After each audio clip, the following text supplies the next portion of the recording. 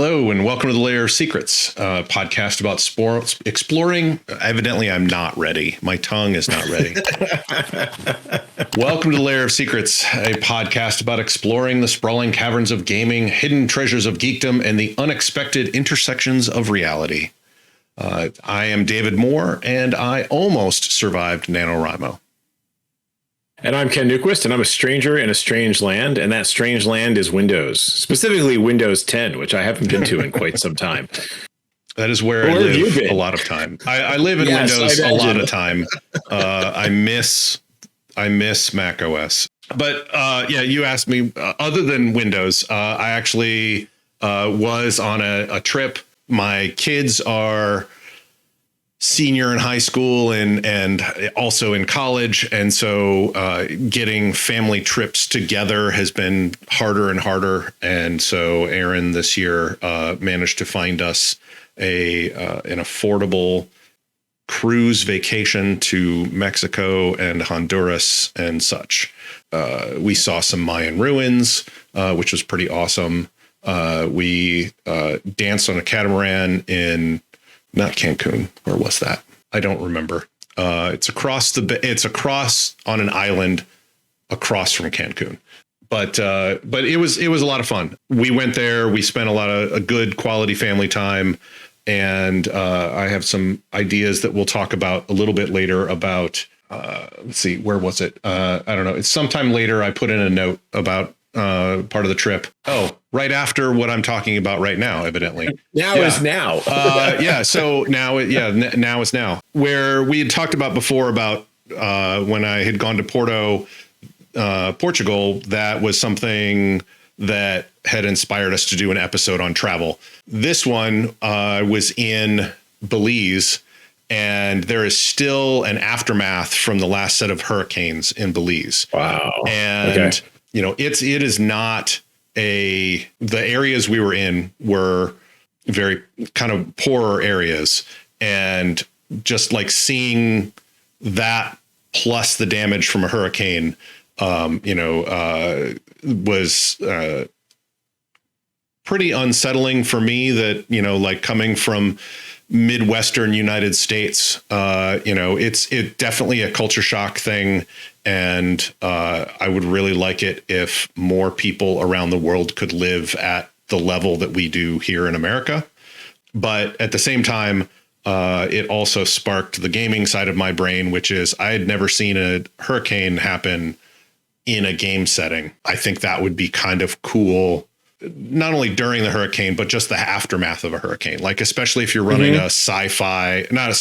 Well, yeah, I mean, if we're running Cyberpunk, having Night City get hit by some sort of tropical or a typhoon. It'd be a typhoon because it would be on the Pacific Ocean. But, you know, like, who knows what the weather's like in, 2045. Right. So you totally could get hit by that. But, also, with D&D, it's mostly medieval style fantasy. Having something like that hit there is pretty impactful there too. So something to think about there. Yeah, I actually did a number of years ago when we were running our prequel campaign to the Black Razor Guild. It was set in the early days of our homegrown city of Obsidian Bay on the Beaumarge, which is this peninsula in the world of Greyhawk, and it's right on a pretty massive ocean/sea. It's called the Azure Sea. Mm-hmm. I was using random generation charts. There's this great website which would generate random weather for a month for Greyhawk, and the Greyhawk glossography also has like random tables you can actually use dice with, but that takes a really long time. This is just a program. You click the button, and one of the results was blizzard, like a 3-day blizzard. Nice. And so, and the climate is probably more like North Carolina, I think, is how we've always kind of imagined it. But so we had, for whatever reasons, we didn't get into the meteorology. Neither one of us could talk tonight. The weather, the science. Meteorology. Sure thank you. That's the word. I knew there was a word for it. Anyway, we didn't get into the why of it, right? there's an alignment of weather systems that lead to this massive blizzard, right? And it's a medieval city that's in the process of growing, and it has a lot, like, they had just erected the city wall. It had seen an influx of, I think, like refugees and settlers from other areas, and they're all just living in wooden shacks, right? They're basically just trying to get by. There's refugees from war and what have you, and so this blizzard hits and it crushes all of 3 feet of snow get dropped. During the blizzard itself, we actually had a revenant show up and try and like kill the person who had killed it. So there's this whole like, in the darkest of night, in the deepest of winter, suddenly this man this undead horror comes to reclaim a lost soul, the soul that killed it, right? And so the PCs are trying to solve this mystery in the middle of the blizzard. And then meanwhile, there was a different PC group, because I was running 2 campaigns in the same setting at the same time, who got caught out in the wilderness in the blizzard, knew it was coming, couldn't do anything to avoid it. So I had to figure out how to survive the blizzard. And they're like, hey, there's that fight we had with that ogre like 2 months ago. We should find that cave because I think it's close to here, right? Yep.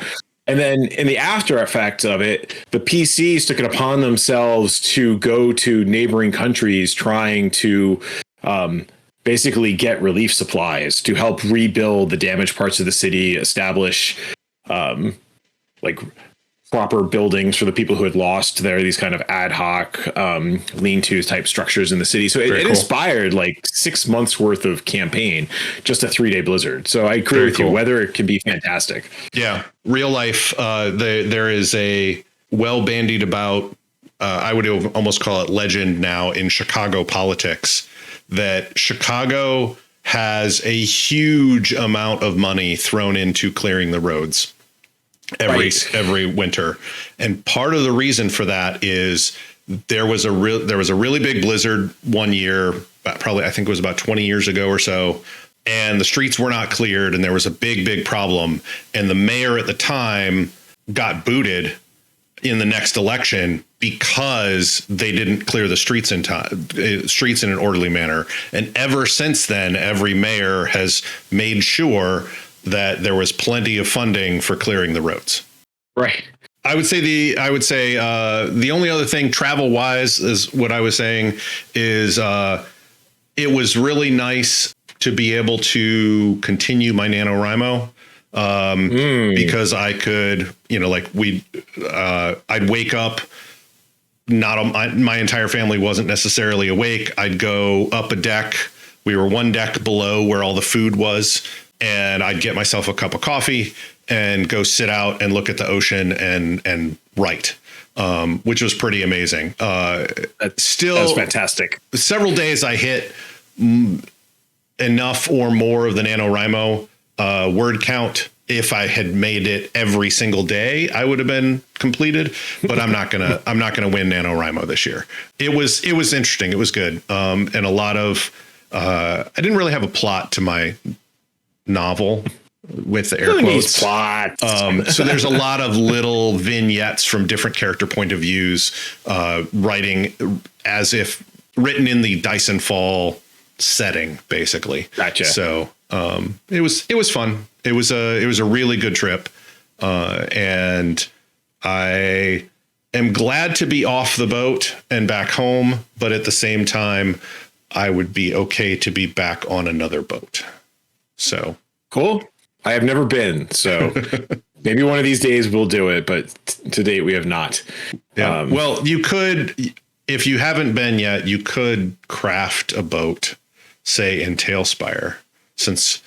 Yes. Since this is my amazing segue into your talking about how you have gotten into TaleSpire as well. Yeah, I'm going to be I'm preparing to run Cyberpunk, and part of that was we've talked about wanting to run some of the maps and what have you in TaleSpire. So I'm like, okay, I got to learn this thing. So my family was away on Sunday, so I got to sit down in my game room for like 4 or 5 uninterrupted hours and just play with TaleSpire. Nice. And by play with TaleSpire, I mean prepare to play with TaleSpire, because I had to do a lot of setup, and it wasn't TaleSpire's fault. Mm-hmm. It was my own fault. So I'm running TaleSpire on an old 2013 iMac that's like totally maxed out with RAM. which, and it's not, I should be clear, I'm dual booting into Windows 10 on my iMac because it doesn't actually run on Mac OS, which is totally fine. Right. But I had, I have it paired with an Apple Cinema display, also of a vintage of like 2010 or whatever. It's good hardware. It's just old, right? And so I found myself on these just endless yak shaving expeditions where I needed to figure out how to do a thing so that I could do a thing so that I could do a thing, right? Gotcha. So I got TaleSpire up and running. I fire it up, but it will only display on the iMac screen. I want it to display on the Cinema display, but like I launched Steam on the Cinema display, it won't actually appear. So then there's like, okay, well, how do you do this? And I'm like posted out to Dice Camp and like Twitter and stuff. Does anybody have an idea? And so it turns out there's like a full screen mode in TaleSpire that if you toggle the button to windowed mode, you can then move it to whatever you want it to be on, whatever screen you want it to be on, re-enable full screen mode. Okay. And then that becomes the screen that it will load on. Got it. Kind of counterintuitive, but it worked. And like, meanwhile, I'm like launching Half-Life on this Mac, again, really old Mac. So there's only so many things they can run, but it's launching on the right screen. So I'm like, okay, whatever. There's a lot of things I take for granted when working on my Mac because it's my day-to-day computer. So like, do I have a text editor installed? Do I have a photo editor installed? Right. Like I wanted to be able to mess around with the maps and, right. My overall goal here, I should state my purpose, was to take there's two maps in Cyberpunk Easy Mode, Cyberpunk Red Easy Mode, which is what I want to run as a one-shot both for our group and for my Sunday group. And I wanted to just take those and map them into TaleSpire. Easy peasy, right? Except out of the box, TaleSpire does not provide you with a way of importing a two-dimensional map and using it as the basis for your own construction. They do not. Right. And I noticed that you found the same plugin that I did, which was the image to plane plugin, which means you went down the yak shaving. I'm guessing you went down the yak shaving thing of how do I mod TaleSpire? Okay. Yes. It's R2 mod man. Let's go down that rabbit hole. Yes. Yeah, so many yaks gave their fur coats for my very rudimentary map. But ultimately I was able to get to the end, right? And so I'm reading like the instructions. I found a YouTube tutorial. I'll include links to these in the show notes. Gentleman walked me through how to do it. Cool, great. So I finally get it into TaleSpire. It's like I'm 3 hours into this particular excursion, but that's okay. I'm now remembering how to use Windows and it's going to work.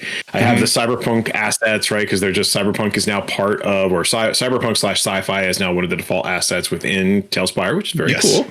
And I start drawing rooms, right? Like, because basically the map is I think you're in a warehouse district, right? And the problem is that the walls on the battle map that comes. Oh, okay. No, the actual physical map, like the map that comes with the module, right? Right. Are really thin. Yeah. They're like I'm holding my fingers up. They're like wafer thin. Yeah. They're wafer thin. They're like 1/8 of an inch in thickness, right? Which is is thicker than old school maps where it was just like, let's draw a line on the grid paper. Yes. So, but yeah, walls have actual thickness. And when you're doing a TaleSpire map,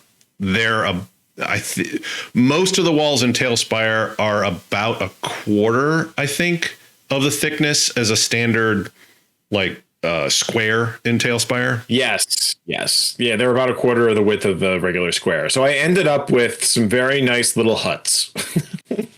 Which just weren't going to do it. So I got to a decent point. I understood what I was doing. I think what I probably need to do is double the size of the map. Right. So to take a step back again, TaleSpire has a grid, just like, your standard sort of D20 grid, right? Or any role playing game grid. And so you use that as the basis for laying down the items that you're putting within TaleSpire, just like you're laying down stuff on a battle map. And so what you're trying to do with the map and what this extension did was basically allow you to, once you had to import the map itself, but then you also needed to kind of eyeball it to get the grid to more or less align with the TaleSpire grid. Right. And I went 1 for 1, one square for one square, map to TaleSpire, and it's just too small. So yeah. I think I double it, I should be okay. Yeah, I think on the mod it says it's like 20 or 40 pixels per TaleSpire square that you put it on. I think it says it in the write up on it. It's been a little while since I looked at it, but yeah, it was one of those things where when I was doing the map of the Symphony Hall, which comes from Cyberpunk Red, the first adventure in Cyberpunk Red that you go to. There's not really a spoiler there. It's a location. Right. And like I mapped the whole thing, but there were areas of it that was like, yeah, this doesn't work in TaleSpire. I'm going to alter the geometry a little bit. It's true to the spirit of it, if not direct, even though it's not directly true to the actual map.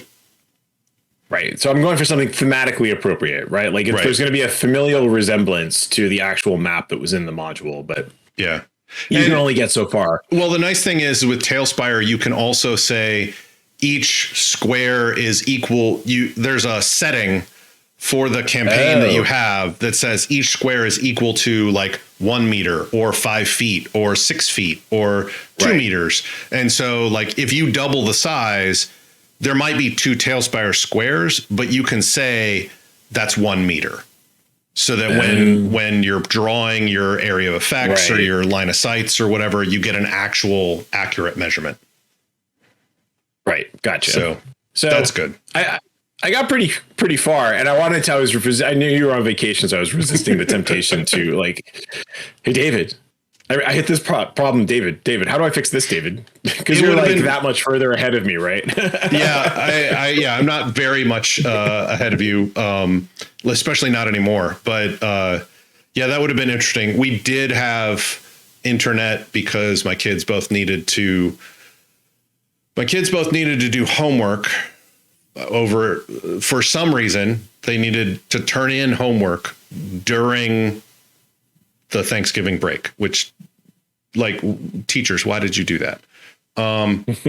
But so we had to purchase an internet package. So we technically had internet, but it was only one device at a time.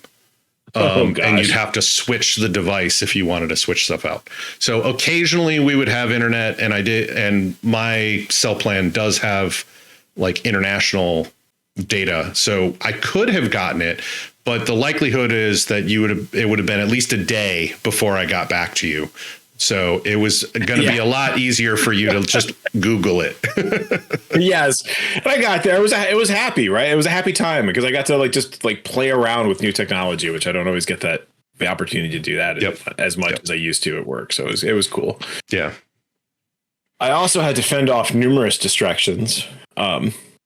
Thankfully, that it was until yesterday is actually when I think almost everything arrived. But I got my copy of Cyborg, which I'm holding up for the screen. Very cool. Which, for those of you who are watching the stream, it's every bit as like crazy bonkers in its layout as Morkborg. That's pretty cool. It looks very pretty. Oh, it's very pretty. They do amazing stuff with just like fonts and color, and there's like a ton of just like atmosphere packed into every page, just like with Morkborg. And it's cyberpunk adjacent, right? Because it takes place in a futuristic city that's like suffering from an apocalypse or so. I don't know. I haven't gotten that far yet, but it's got that Morkborg aesthetic. Everything is terrible and getting worse. So if you're not in a good head state this winter, I do not recommend picking it up, but it is very pretty. Yeah. So I think I'm probably in a really good headspace for it. Like in terms of, I've read Neuromancer. I've read all the short stories in Burning Chrome. And I'm 12 hours in, which is about halfway into Seven Eves. Okay. Yeah, that's going to be pretty dark, and which is pretty dark. And so, yeah, like I there's a lot of world ending, like, or just like people ending sort of apocalyptic type stuff that I've been reading lately. I think I need to find some bunnies. Interesting thing about Neuromancer, though, that I did not realize. Spoilers for those of you who have not read it or read Johnny Mnemonic. or watched the movie Johnny Mnemonic. Johnny's dead. So he and Molly Millions, who is named Jane in the movie, and then Johnny being Keanu Reeves, later on in Neuromancer, Molly Millions says, hey, I hung out with Johnny. We did this thing. And then a few months after we completed that job, an assassin came in and killed Johnny. So yeah, I totally missed that. Yeah. It's like just a couple of sentences talking about how, she had like a boyfriend before sort of thing. Gotcha. And then, and evidently they had continued to use Jones, in the short story, they continued to use Jones as like that quantum interference detector to find out, everything he ever stored in his brain, that then got pulled out, left artifacts. And so they kept scanning that section, finding all the dirt that had been stored in his brain, yes, and then blackmailing his former employers to get money. And one of the former employers is, or one of the former, I guess employers, one of his former clients happens to be the same people that they're kind of up against in Neuromancer, and they send one of their thawed assassins after Johnny and kill Johnny. Gotcha. Yeah, so I read Count Zero, and I am currently on Mona Lisa Overdrive, and then I think I'm going to do Snow Crash, and then I might round it out with Ready Player One, and then I'll probably have had enough Cyberpunk for a original once I throw in Cyborg 2. So Burning Chrome is really good. It's a series of short stories. Yeah, and the original short story for Johnny Mnemonic is in there, which is very different than the movie, but it has the same. It's very different than the movie. However, it is much closer to the movie than Do Androids Dream of Electric Sheep was to Blade Runner. Like you could see the DNA at least in the story. I also the work in progress PDFs for Mothership dropped on Monday. So the player survival guide, Warden's operation manual, and gradient descent, which is a module. Oh my. Yes. So, that's also, it's got that dark grittiness, right? This could totally be homework. I'm going to steal some of this stuff for Cyberpunk Red. I can spend a few hours reading this. No. I'm going to finish reading Cyberpunk Red. Damn it.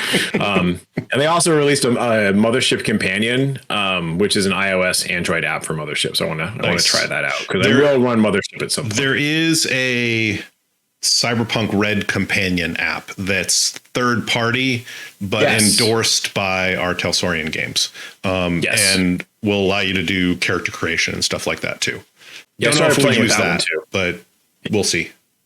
Yeah, I think it could be useful especially for like my Sunday game. I think once people understand the actual underlying rules, it might be an easier way to create characters rather than doing it all longhand. Yeah, I think for the stream, I had picked up the Cyberpunk Red Roll20 thing. So I think we'll use TaleSpire for the maps, but I think we might be able to use Roll20 for everybody's character sheets. Gotcha. Or we'll just use pen and paper, or pencil and paper. You don't write your character sheets in pen, people. Oh, and in the Twitch stream, I see Group Proof has started Hardwired by Walter John Williams. Very cool. Which I should probably add to the list because it is so pivotal or foundational, I should say, to Cyberpunk Red. Yeah. And I don't remember where it was, but someone mentioned an Omni article and linked to it of a short story, like when they had first started getting into Cyberpunk and such. And it turns out that the short story was by Walter John Williams as well. So I have a link to it. It's hosted on his site, and it's actually a physical scan of the old Omni magazine. We can probably put that in there as well if people want Cyberpunk short stories. So I got a lot of stuff to do over the Christmas break. The other thing I'm hoping to do over the Christmas break is game, right? And actually get together with my friends over the Christmas break. And so this gave rise to, actually, it was your idea. talking about keeping your gaming group going during the holidays, which I think we have touched on this a couple of times in the past. It's hard. Yeah. Usually it's me lamenting that the group is gone or something because to recap, I was running a Star Wars 5e. So it's like Star Wars, but it's based on 5th edition D&D. Been running a game with that, but due to Color Guard competition season, had to put that on hold for a while. And then right as we could do stuff, well, that's when we were going on the cruise, and that's when Thanksgiving happens. And so now it's after Thanksgiving. This weekend might be possible for us to get together. Next weekend is not possible due to a work event.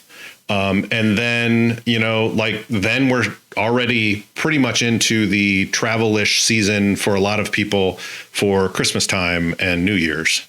And so, in the past, many games that may have been going strong for an entire year end up falling apart at the end of the year due to Thanksgiving, Christmas, New Year's, that trifecta of real life interruptions. Yes, definitely.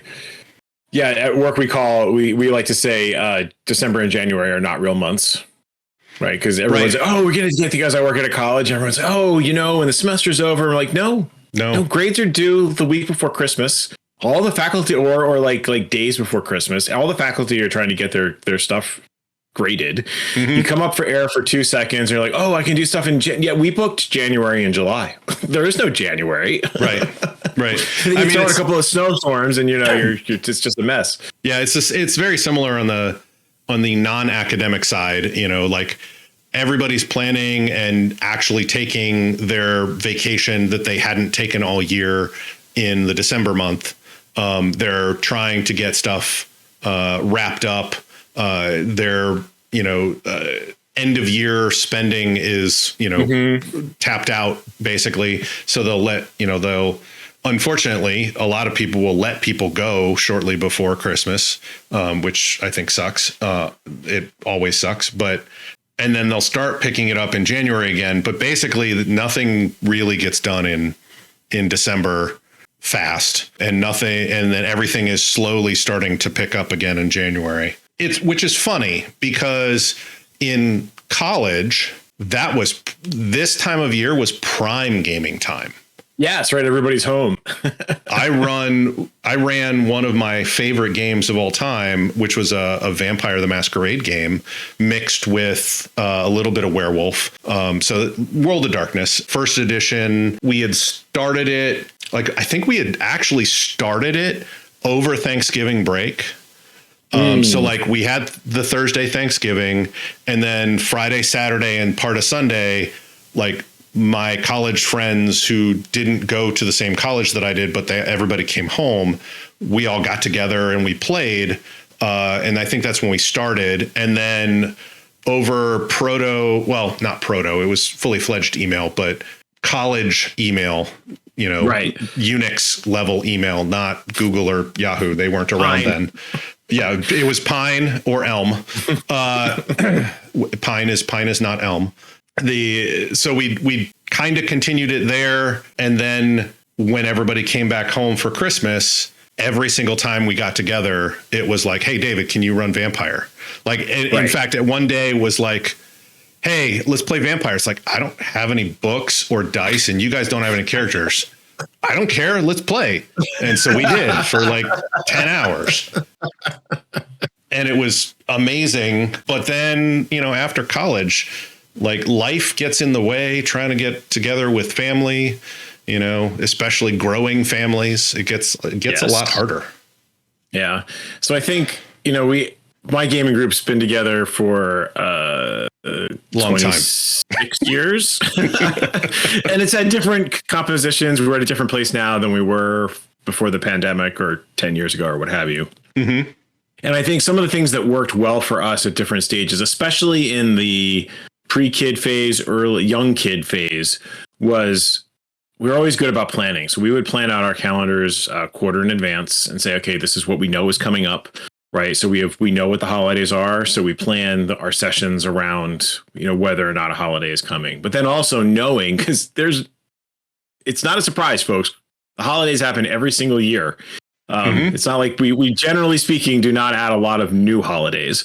So it's coming, right? Winter is coming. So prepare for it, right? In July, you can talk about, and I know it's crazy, but you can talk about it in July. Who's going to be home for Black Friday?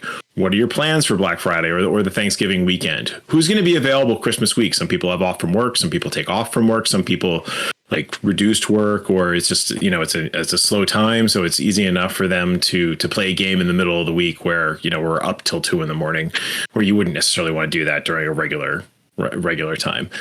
Hell, are people around for New Year's, right? And figure that out and then defend that time. So for many years, Black Friday was when my group got together and played Arkham Horror. Nice. Like it was board game afternoon. Everybody else, like spouses, they're off shopping. Some spouses would come and play with us. Right. And my family, my wife and the kids would always go and make cookies at my mother-in-law's house. So they had fun making cookies. I got fun playing, slaying extra dimensional beings and then getting devoured by Cthulhu. Nice. As you do in that game. As you do. Well, the point is, it's coming. So plan and then figure out, would you want to do something on New Year's Eve? Other people go out. You could stay in. Right. Yep.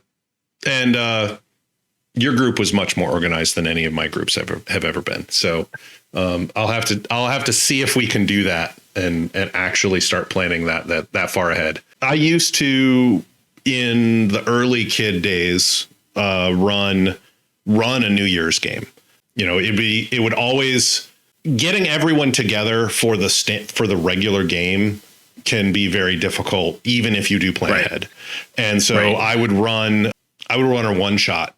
Similar to your Arkham Horror Day, I would run a one shot with pre-gen characters on New Year's. Right. And, the favorite one of mine was I made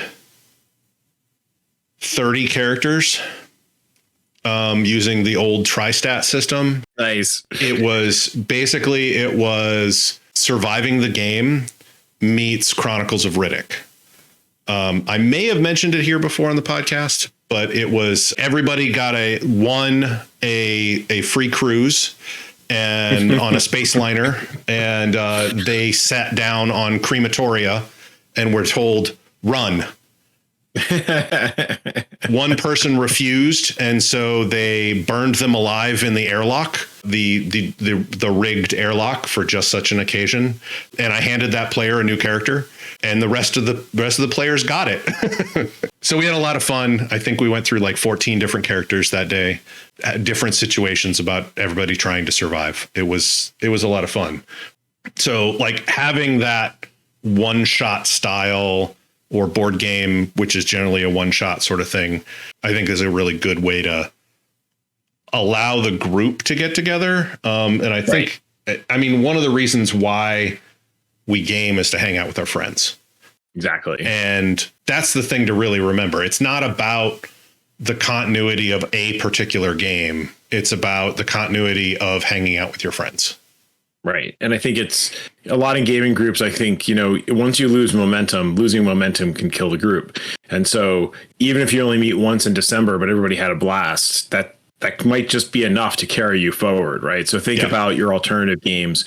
One of the things was cool for us. I haven't done it in a while, but, I think as we transition to the kids in college phase, invite back old friends who don't have time for a campaign. Everybody's gone their separate ways, but hey, they're always down for a board game, right? So why don't you come and hang out, right? So other people may not be able to make it, but old friends might be able to show up. Break out some new board games that showed up underneath the Geek Tree. That's always handy. People are drawn by new games, like you say, run a one shot like Alien. Yeah. Sorry, go ahead. Well, I was just going to say, you run the one shot, and then those friends that you maybe haven't been in the game group a while, it's just like, hey, why don't you join us for another one shot? This next group, or maybe like a double shot. We have 2 weekends in a row, and then they join back into your campaign. Yeah, I think Another thing you can do is go asynchronous, right? So my group used to have a lot of fun with post fests on our forum, where we're like, okay, we're not going to meet for December, but you know what? We can flesh out this part of the world that we're planning on using next year anyway. So why don't we just do that? Or, you're doing your own design work during the month of December, but you're sharing it with your friends and getting feedback. It's like keeping momentum, right? Like there's this touchstone of like, ooh, yeah, I'm ready for the next thing. But I think to your point, it is about getting together with your friends. It's not necessarily about getting together with your friends to game. And so you could have a holiday party. Yep. Normal people do it all the time. Invite spouses, invite kids. Like, see, my friends aren't as strange as you thought they were, or they're exactly as strange as you thought they were. But it's okay because we're hanging out and just chilling with like your good old fashioned holiday party, right? A lot of movies come out in December these days. Go see a movie together, right? Or maybe play some video games online. Yeah, or watch a movie at home with everybody.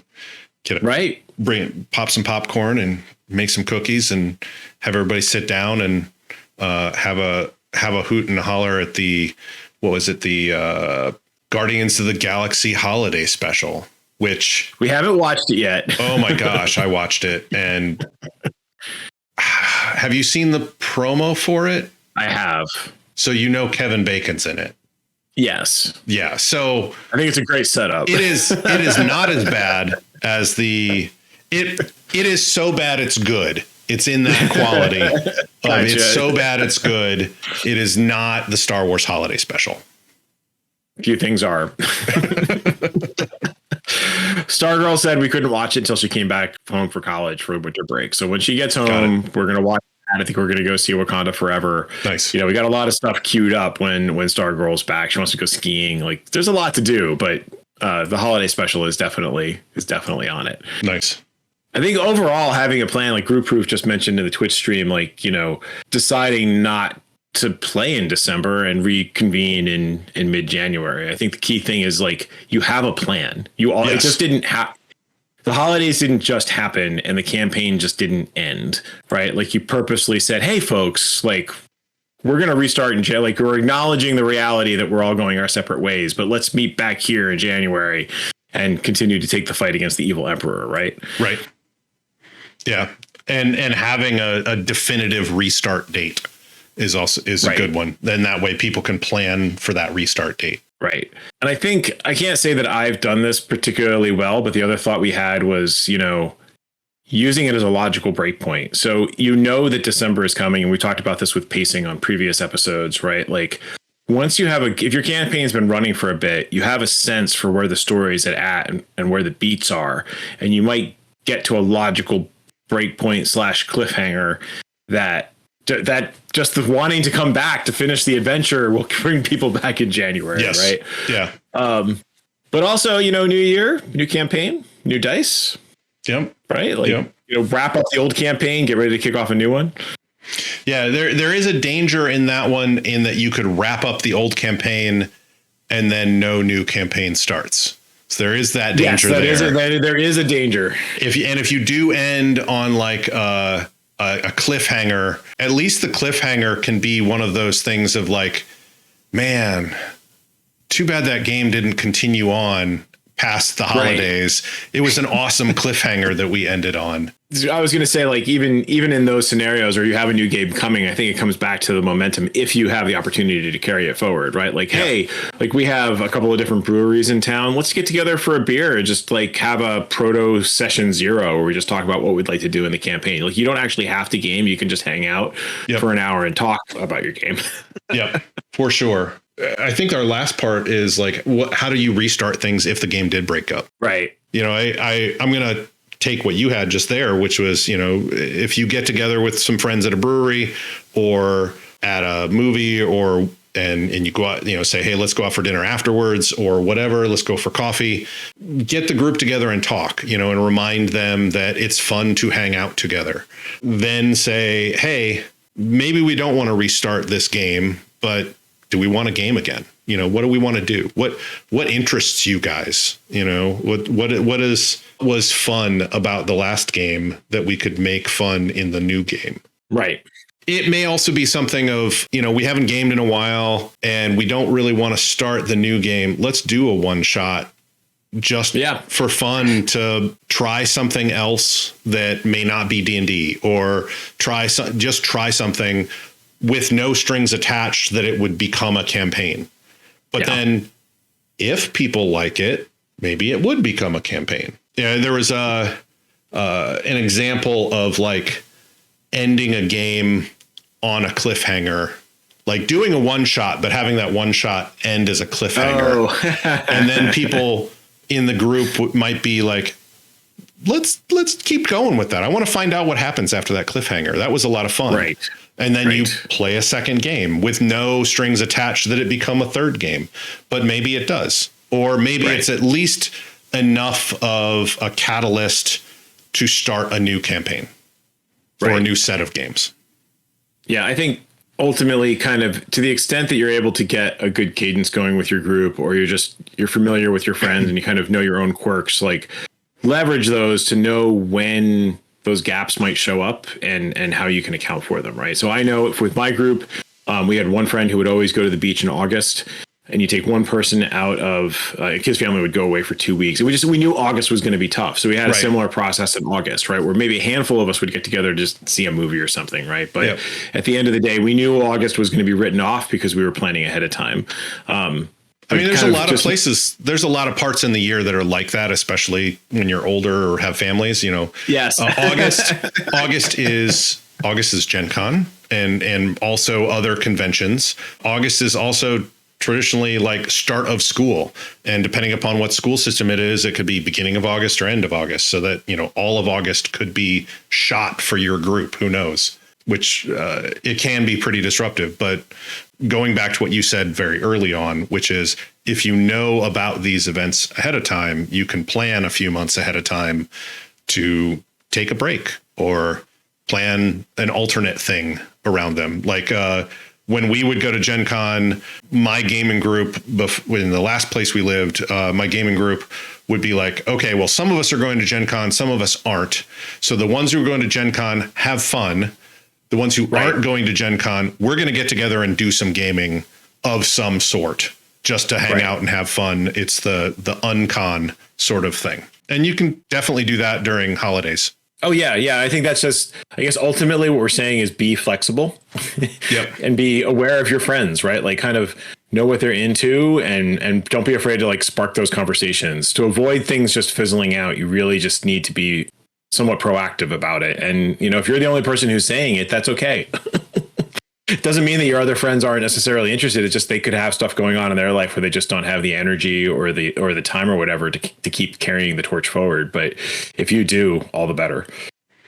Why don't you take us on out? All right. So thanks for listening. If you have feedback, we love feedback. You can send it to us at podcast@lairofsecrets.com or via Twitter @lairofsecrets. We stream this live on Twitch, so if you want to get your fix of things early and unedited, you can check us out there. We are Lair of Secrets, one word. You can also visit lairofsecrets.com and leave us some feedback, topic ideas, or your own thoughts on what we've talked about. I'm going to have a great holiday, everybody. Thank you. Yes, have a great holiday. I'm going to add one little coda onto that. Twitter's kind of a dumpster fire right now. So we are also now on Mastodon. We're at Lair of Secrets, at dice.camp. Yes, that's the one. Yes. And so we'll put that in the show notes as well. We've actually gotten a heck of a lot more, people call it engagement, but I call it conversation, like over on Mastodon than we have for a long time on Twitter. So join us over on Mastodon and talk with us. And there's also a little bit of impetus for us opening up our currently private Discord to become a public Discord so that you can also join us over there. But we'll let you know more about that when that opens. As Ken said, happy holidays, everyone.